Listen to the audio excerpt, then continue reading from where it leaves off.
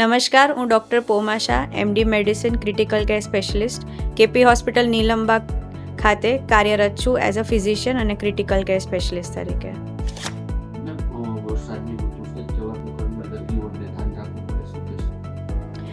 વરસાદની ઋતુમાં આપણે ઇન્ફેક્શનથી બચવું હોય તો મેઇન 5-6 વસ્તુ છે જેનું ધ્યાન રાખવું પડે. પહેલું તો આપણે હાથ ગમે ત્યાં બહારથી આવ્યા હોય કે ગમે તે વસ્તુ અડકી હોય તો હાથ ધોઈને આગળ વધવાનું. ખોરાક લો તો હાથ ધોઈને ખોરાક લેવાનો.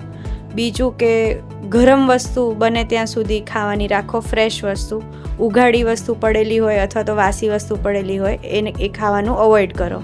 બીજું છે કે બને ત્યાં સુધી ઉકાળેલું ગરમ પાણી અને સ્વચ્છ પાણી પીવાનું રહેશે. આગળ પાછળ કોઈ જગ્યાએ ખાબોચિયામાં કે ઘરમાં કશે પાણી ભરાયેલું હોય તો એનો નિકાલ કરો, જેથી કરીને મચ્છરો ઉપજાવે નહીં ઘરમાં. અને બને ત્યાં સુધી મચ્છરદાનીનો ઉપયોગ કરો, જેથી કરીને તમને મચ્છર કરડવાનું તમે ટાળી શકો. બીજું, આખી બાઈના કપડાં પહેરો અને બને ત્યાં સુધી વરસાદમાં પલળવાનું થી બચો, જેથી કરીને તમને તાવ, શરદી, ઉધરસ થવાના ચાન્સીસ ઓછા થઈ જાય.